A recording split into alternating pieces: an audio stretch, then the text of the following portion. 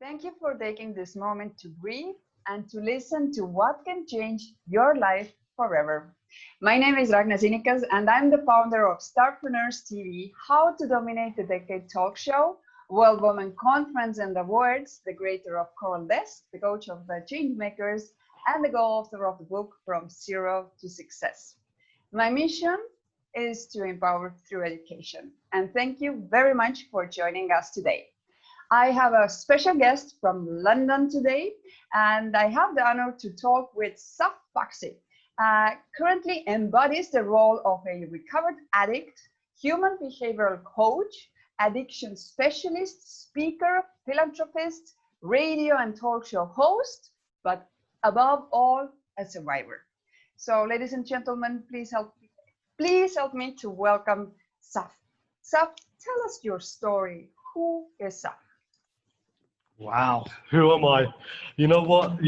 Thank you very much for that introduction. That was wonderful, and I just want to be of service to as many people as possible, and hence that's why I'm here. And thank you for inviting me as well, Ragnar. It's a pleasure to be here, and I feel humbled that I can be of service to as many people globally as possible, and you yourself do some wonderful work, so it's great to finally meet you and finally work with you with the same vision and the same outcome that we both want. So thank you again for that. There is no telos to my journey, but I simply hope that I can help people become mentally, emotionally, physically free, and help them become survivors, and help them initially, eventually overcome and beat whatever is stopping them becoming what they want to become. My story basically, and I will get through this as quick as possible because there's so much to my story that cannot be told in such a short space of time. But from the day I was born, Ragnar, I was 2.5 months premature. I was in an incubator in a coma. By the time I came out of that coma, I was already adopted by two lovely people from London. So I was never held in my birth mother's hands. I never knew either of them, my mother or my birth father. But I was brought up in London as an only child by two beautiful adopted parents. And it was lonely. It was a lonely life that I had, having no siblings, and I lived in isolation and did things on my own. So hence, I guess, was probably one of the main reasons my parents decided to put me into boarding school. So I went to boarding school from the ages of 11, and the best way I can describe it, the 6 years I had at boarding school, it was 6 years of hell. I was abused physically, racially, emotionally, mentally, and sexually for 6 years of my life. And we're talking early 80s. And I think that sort of shaped me to what I became as an adult, because those 6 years for an 11-year-old to endure, I would not wish upon anyone. And I'm just grateful and blessed that I'm here to tell you the story. And I'm grateful and I'm blessed that I'm able to help people around the world today who may have gone through what I went through, and there is a way out. And I'm here, I'm living proof that there is a way out. It's those 6 years. I don't know how I got through it, Ragnar. I think back, I'm 48 this year, and I think back to those 6 years, and I really don't know how I got through it. Well, I do. I found alcohol. That's how I got through it. Started drinking from the age of 11. And when I reflect back, it's basically to get through what I went through, and to get ready for what I was going to go through for the following week. So I drank excessively by the bottle. It all started off by a bottle of vodka every week. And slowly that increased to 2 bottles a week and more. And I hadn't even reached the age of 14, 15. So alcohol was a big part of my life at very crucial years of my life. But it was the only thing that got me accepted in that environment. It was the only thing that got me through the daily physical abuse, the daily racial abuse, the daily emotional abuse, the frequently sexual abuse. But the biggest thing out of all those that some people might find hard to believe, the biggest thing that got me was the humiliation that I went through literally every day for 6 years. And alcohol was my solution. Alcohol was my solution. Um, you may ask, why didn't I tell anyone? Well, this was during the 80s, and in the 80s in the UK especially, there was a massive code of silence. You don't say anything, you don't tell on anyone, you just keep your mouth shut, and you just take it. Otherwise, you'll get it worse, and that's what we were believed to do. So we didn't talk about it. So I just drank through it, and I truly believe that those 6 years of my life shaped me to the adult I became before I came into recovery, because I became an addict. Wow, this is I think for a lot of people even hard to imagine. I think when you haven't gone through it, you can even not imagine that might have been, and in such Yeah. such a vulnerable age, obviously. But how were you able to really find, after all of this, your passion and your purpose in life? Well, this is it. I mean, it was many, many, many years later where I found it, because I had no purpose in life. All I wanted to do, all the abuse I went through at school, and I was also in the cadet force as well, and that's where I experienced, a pretty bad sexual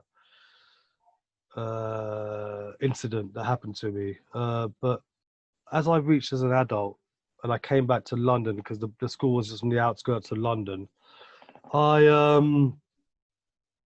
it was like the abused became the abuser. I'm not saying that I did any abuse to anyone whatsoever, but it was the first time in my life at the age of 18, 19, where I had a bit of control, where I could, for once, do something for the first time. So I got involved in the wrong crowd. I got involved in the drug and alcohol game, but the bad side of it. I, the alcohol intake, my tolerance level, I was an addict by then, drinking excessively, experimenting with drugs, and thereafter I was, I smoked cannabis for 17 years. I took cocaine for 15 years. I was an alcoholic for 33 years, and um, my last drug of choice was crystal meth. Crystal meth grabbed me for the last 5 years of my life, and in between all of that, I had a very toxic lifestyle. I caused a lot of destruction and a lot of chaos to everyone around me, and of course to myself. And I was a big gambler as well. I was very fortunate in one way to have well-paid jobs, but with those well-paid jobs, the lifestyle was very, very toxic. I spent all the money on drink, drugs, gambling, and the whole lifestyle, and I destroyed a lot of people with it. And I did a lot of bad things, Ragnar. I did a lot of bad things, and I can only think that the experiences that I went through those crucial 6 years of my life shaped me into that kind of person. Um, and what got me out of that was obviously being in that kind of lifestyle that I was in. I was frequently in and out of jail, uh, different police cells all around the world, different countries. My last one was in Berlin. I was in the Berlin police cell, um, And I remember I was on a business trip. I was an asset manager, very, very good job. And I got released from the police. On my way back, my boss sacked me, and my daughter at the time didn't like me very much. One, because of the hurt I was causing everyone, and two, the hurt I was causing her mother, my wife. Both decided to put me into rehab. So I went into rehab on the Monday morning after, just to make them happy. I had no intention to change my lifestyle at all, Ragnar. No intention. As we call it, flying the flag, keeping them sweet. Even to the day up to that rehabilitation place, I had no intention to stop drinking, stop taking drugs, stop my lifestyle. But I remember going up there and I met my key worker and I went in the room and something happened. And I don't know what happened. But what I do know is that for 20 odd minutes, I just burst out in tears. I just cried like I've never cried before in my life. People say that people come into recovery when when they've hit rock bottom. That wasn't my story. My story was I was just absolutely done. I was broken. And I don't know what happened. Call it a spiritual awakening, call it whatever you want to call it. But all I do know is that that was the first day of my new life. And since that day, I haven't looked back. I haven't looked back. I volunteered in the voluntary sector. I stopped working in the positions I was working in, the 20, 30, 40, 50, 60,000 pound a week jobs, 60,000 pound a month jobs. All that stopped. And I started focusing on helping others. Materialistic values had gone. It was all about others. So I worked voluntarily. I studied. I trained as a counselor. I started working in the prison service to help people who have been where I've been and got arrested, to help them in the drug and alcohol side of things. I started working in the community in the drug and alcohol field to help people who are struggling with their life. One thing I forgot to mention, that I was also diagnosed with bipolar, so I had a mental health condition, which was all part of addiction as well. Who wouldn't have, after someone who's been through 6 years of hell like I did? And I've only just surfaced on the abuse. I haven't gone into detail of the abuse that I was experiencing, the sexual abuse, the physical beatings on a daily basis that I was having, the humiliation, the mental torture, the inferiority complex. I haven't even spoken about that. That's for another show, Ragnar. All I can say is that I wanted to help other people and try and help them through what I got through. So I guess the purpose was because of my experiences.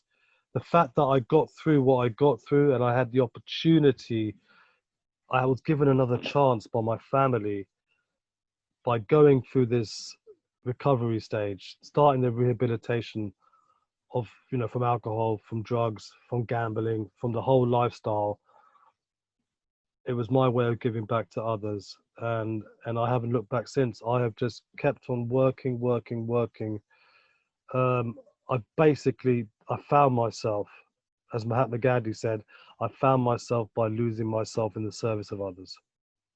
Beautiful. So it's wow, what a journey, and what everything that one has gone through. So what do you see now as you chose to do all that work, and what do you see? What are the biggest challenges for someone who is a recovering addict?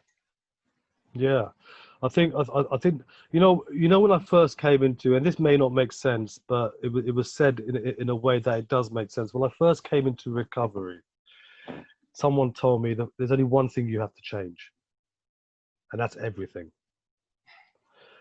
I guess that's the biggest challenge. The biggest challenge is being prepared to change everything, because if you don't, there's every chance that you will not embrace recovery. I had to remove every single defect of character that I had.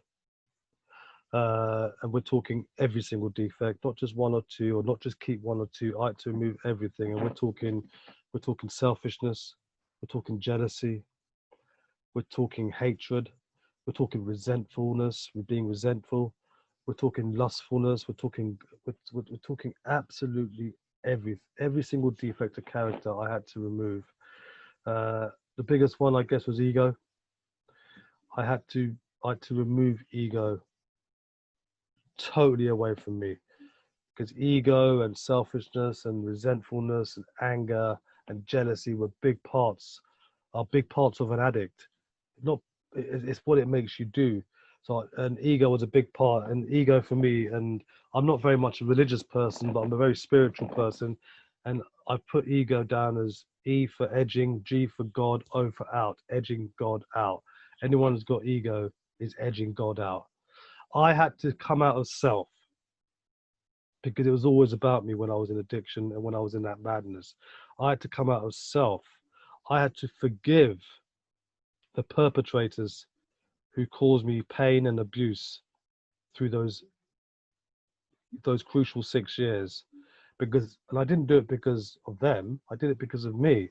Because until I could forgive them, I wouldn't be able to move myself forward. I had to accept everything. Acceptance was the answer to all my problems, and it is today. Until I can accept that place, that thing, that situation, I would get no serenity. Once I accepted that, then I started getting peace. So the biggest challenge is basically all those together. But the biggest thing is not thinking about the future, thinking about one day at a time. I had to, and that's why I do everything in life now. I think about one day at a time. I can't change the past. I can't predict the future. But what I can do is do with what I'm doing now. That's the only thing I have control over. So with that, meditation, spirituality, helping others, being of service to others, working on a regular basis. So it's a challenge, but you know what? Once you accept you've got a problem, once you accept and you're willing to make a change, the challenge becomes easier. I think there's going to be a lot of people who might feel the aha moment with one magic word, which was just mentioned, and that is forgiveness. And when we think about forgiveness through conscious mind, then this is not going to help us, because until we on really haven't gone to the emotional level and really are able to let them go, because until we don't forgive, we carry that whatever the weight for it is, we are carrying it with us. And I think it was very hard for me to understand the real meaning of forgiveness. And there's so many people that are repeating that I can forgive, but I cannot forget. And then some justification, it makes sense, and the other one, we still give the presence for all those people. And I think for me, what really have helped in those situations when I've really been hurt by someone, then the only thing which has helped me to forgive is that they must have not known the better way. And this is something where they are. And most probably, if we go through what has happened to them, it's something that has caused all of it. Obviously, that's not an excuse. That's not an. But I think the only trigger, really, to do the deep inside work of really finding the peace of mind and the base which our ego lets go, and having the moment of, okay, I can let it go. Yeah. Obviously, you can't erase that. That would be suppressing your emotions. But I think until we don't let go, it's really hard to change anything. And it doesn't matter whether it's a mental, physical, or whatever it is. So I hope whoever you're watching, you are taking notes. I did. I saw you. I saw you writing, Ragnar. I saw you write. And you know what? You're totally right. You're totally right. I mean, and I'm a strong believer is don't forget the past. You can't forget. Once you start forgetting the past, as you rightly say, you're ignoring what happened. Through my human behavioral work, and I've worked with some of the great human behavioral specialists, like Dr. John D. Martini, who I've done a few courses with, and he's taught me so much, and TJ Woodward, who's is another massive guy who's taught me about recovery, conscious recovery, and I've had the pleasure of working with Scott Katamas, who's a love coach, who talks about compassionate and non-violent communication. With all these people, and Mark Antonio Spada, who's taught me metacognitive therapy, putting all these tools together, what Dr. John has taught me is that there's no predator without a prey. And there's no prey without a predator. Yeah. There's no good trait without a bad trait. And there's no bad trait without a good trait. We can't ignore the bad traits, because if we start ignoring the bad traits, then there's no good traits. You've got to bring them to a balance. That's what I've learned. Bring them to the balance. You can't forget, and you cannot forget about the negative. You know, people always talk about positive this, positive that, positive that. It's good, but you can't forget about the negative. You can't. Yeah, exactly. That means that we are suppressing our emotions, and that lead will, as we know, the people that suppress their emotions, this one day it's going to blow up, and whether it's blowing up by us reaching for alcohol, reaching for drugs, reaching for whatever it is. So hopefully nothing more serious, but that's serious enough. Could I say, when I'm seeing all and each of your activities that you do today, human behavior coach, addiction specialist, speaker, philanthropist, is that, and the radio show and the talk show that you have, is that to spread your story and your awareness and giving the hope to those which have maybe been in similar situations? There's no situation exactly the same, never, but just to be the light in the tunnel of in the end of the tunnel. Would that be a correct assumption to make when I'm seeing your biography? Yeah, exactly that, Ragnar. I mean, it's to show people. It's exactly that. It's about giving a message of hope to as many people as possible, no matter what you've been through, whether it's big, whether it's small, whether you perceive it to be huge or whether you perceive it to be small. It doesn't matter. It's personal to yourself, and if it's stopping you at a certain level because of what you've been through, if I can give a message of hope, if I can spare one person and give them a message of hope that one can get through the other side, that is why I do what I do. And everything that I do is focused purely because of that. Yes, of course, I have my own practice, as a human behavioral specialist and as an addiction specialist, because that's what I do. And I have my own tools to help other people. And it's a service that I do provide. But I provide that, one, because I know that I can change people's lives forever. I know that they can learn something new. I can't promise that I can cure them, but I can promise them that I can help them. But the rest of the stuff that I do, and I do a lot of stuff on a voluntary basis, like the talk shows and the radio show, which is a show about addiction, trauma, mental health. The talk show is interviewing inspiring people with inspirational stories. I'm in the process of starting a new charity. I won't tell you the name of it just yet, just in case someone doesn't steal my name. But it's a charity. It's a charity that's focused in stopping all types of exploitation. So we're talking sexual exploitation, whether it be trafficking. We're talking about county lines, which is young kids getting involved with drug dealers who are being forced to sell drugs. And of course, addiction as a whole. And I'm working with the police in the local area to help reduce this and to educate the police to educate schools, and to educate as many people in the world that there is a way out from this kind of life, especially young ladies, young girls who have been trafficked from many countries around the world. We have a big issue with women who have come from different parts of Eastern Europe into England and have been forced against their will and have been made to sell their bodies for sex because their lives are in danger, their families are in danger, or they're perceived to be in danger, and they are being financially, sexually, and emotionally abused. I'm here to try and help stop that. I'm here to help people, and women in particular, but men as well, who are survivors from acid attacks.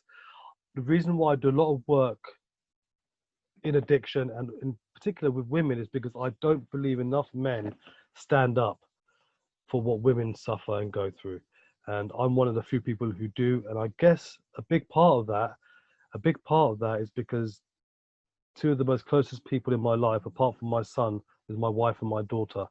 And and the values that I have learnt in recovery has helped me help as many people as possible, and especially women as well, because not enough men do.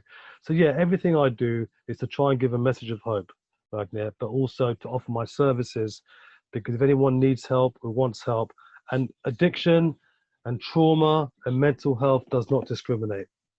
It doesn't see that, oh, you're a millionaire, you're not going to go for this, or you're homeless, you're not going to go for this. This will affect absolutely anyone, and it will get anyone. And I'm there for anyone who it gets if they require my services. Oh my God, it's like COVID, it reaches everyone. Yeah, exactly. Sorry to make a fun, but it's everybody has been so stressed out about it, and obviously I'm taking very seriously it, but it's just the similarity which it does reach all of us. You're about but Ragnar, before you say that, yeah, about the COVID, this is what I said before, yeah. There's no prey without a predator. There's no predator without a prey. There's no positive without a negative. No negative without a positive. COVID for me has been a catalyst in helping people. Now, I'll be the first one to hold my hands up here. I had 4 deaths supposedly to COVID, right, in 1 week. After saying that, I've never been so much busier or fulfilled in my work than I've ever been in my life. One, I have the opportunity to do things like this with yourself, to people all over the world, because of the technology that we have that we can use during these times. 2, people in addiction have needed help more than ever now because of the extra isolation that they're going through because of lockdowns. 3, I have so many clients who have come to me asking for help, and we've been able to do this through the technology, through Zooms, through StreamYard, through all these different parts. And without this, without COVID, this would not be possible. So I have been able to be of service to more people than ever because of coronavirus. So I am grateful that I've been given the opportunity to use this terrible thing as an advantage. No prey without a predator, no predator without a prey. So in that way, we look at the positive of this very bad thing that's happened. Yes, that's the whole reason why the Dominate the Decade talk show was born. So, you are about to publish a book.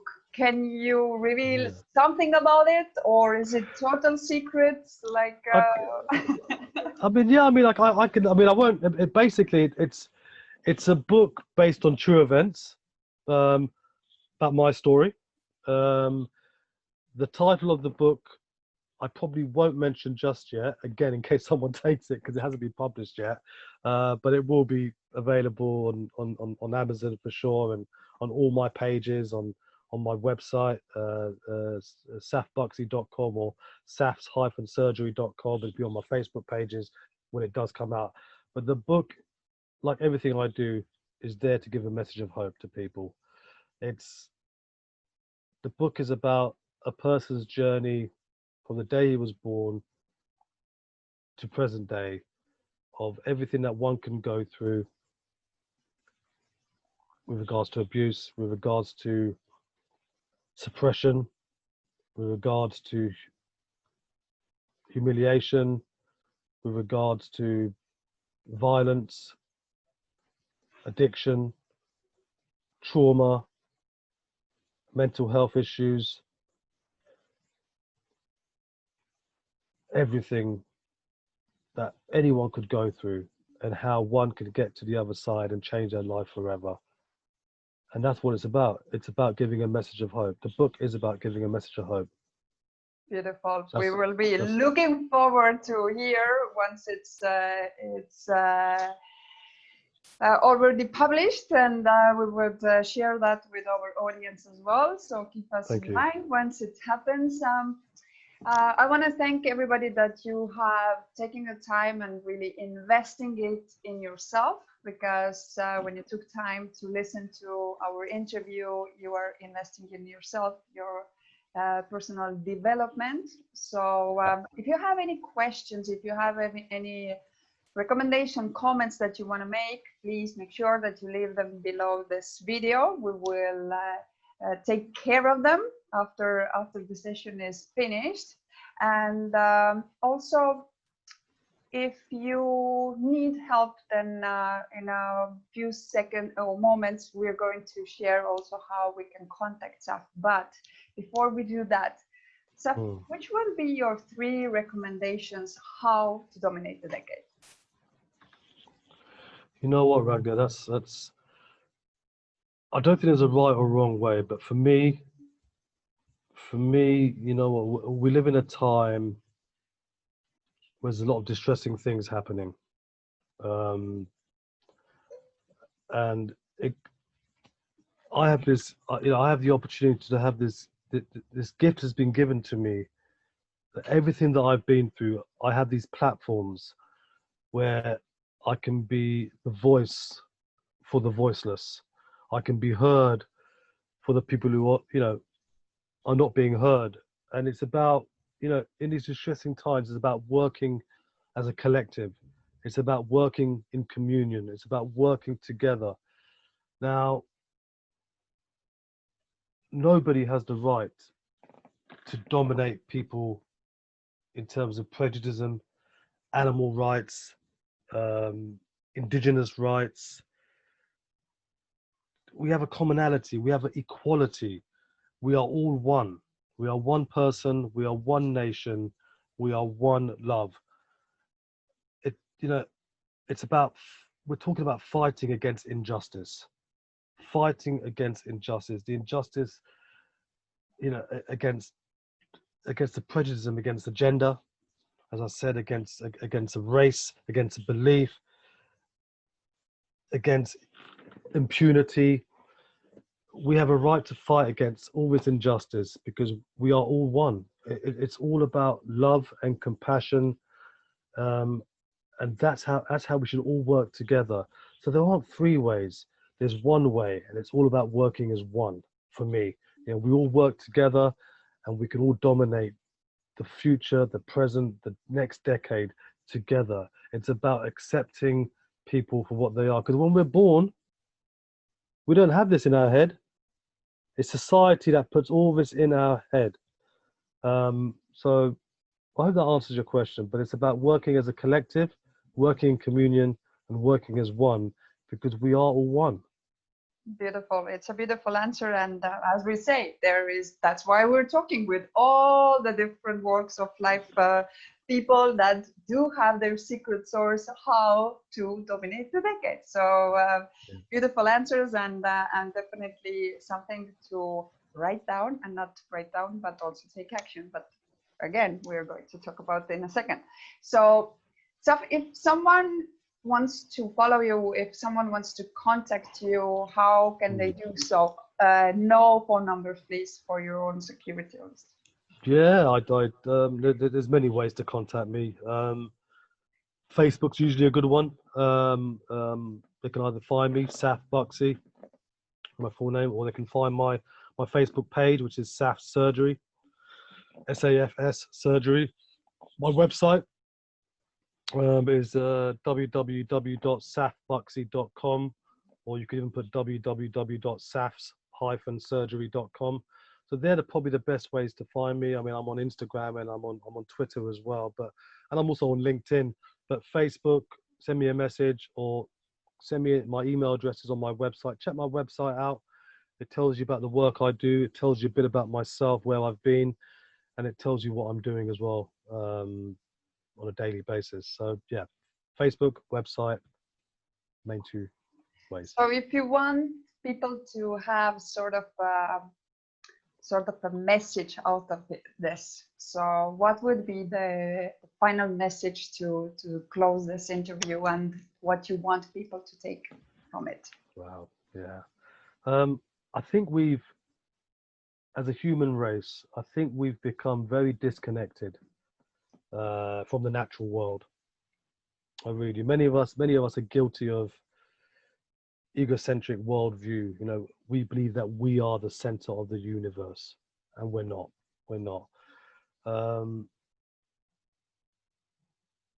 I think the biggest message is, you know, with everything that's been going around, I talked about the distressing events, COVID as well, and with all the wars that are happening, with the injustice that's happening with people around the world, with recent things in America, and 20 million people are expected to die of famine in Yemen, the things that are happening in Africa, in Palestine, with all these acid attacks and the exploitation, and all this is going on, Ragne. This should not be happening. And the only way that we can stop this from happening is by love. We must all love each other. I know it's so much easier said than done, but we are disconnected from people as human beings. We have to work as a collective. We have to work as a communion, work in communion together. We can't do this alone. Together, we have to come together and try and make a change, try and make a difference, try and make this world a better place. Sound like Michael Jackson there, don't I? But try and make this world a better place. And if more people can come together and we do these wonderful things like we're doing today, if I can do it, I promise you, anyone can do it. Anyone. And get rid of all your defects of character, because that will only bring you down. I totally agree with you, because and especially with seeing everything what's going on in our communities, and I always like to remember us as well, that we want to always give our power away, and it's always like we want to change the world, and when we want to do the things, and then we forget that the most significant impact that we can have is in our community. The person who's next to you, which is crying out for help, and yet we want to change the world, and we don't see the people that are next to us. So I think the great beginning for the change is actually starting to really notice the people in our community. And if each of one of us changes one life at a time, can you imagine what we can do together? So I totally agree with everything that we had the pleasure to talk about today. I know that we only touched the surface of who is Saf, but I'm really happy that I had the chance to speak with you. I would love to invite you back once your book is out, and I think that we can go a little deep dive in the topics that you have inside the book, and I think by doing so we will be able to help a lot of people as well. So you who you are watching, remember, you need to go back to this video if you didn't take notes. Why? Because by taking the notes, you have your action plan. And by taking action, you can actually change your life. So you can become the hero of your own life. But not only that, by sharing this video, you can become the hero of someone else's life. Because we never know who is suffering, who is needing to hear the story of Saf and say, oh my God, if he could do it, I can do it. So become the hero of your life and someone else's life. Take action. Thank you very much for joining me today, Saf, and everybody that you joined us. Have a beautiful, beautiful, whether it's a morning for you, whether it's afternoon for you, and I will see you in the next episode. Thank you.